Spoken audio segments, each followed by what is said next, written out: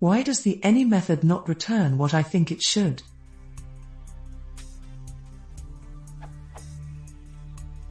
I'm trying to set up a bot that deletes messages if they include a specific string from a list anywhere in their body. This code works exactly how I think it should, returns true. But this does not, returns false.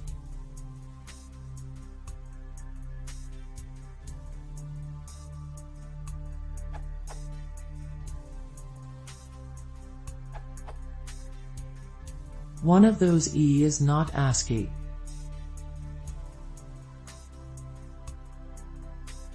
An ID code can help.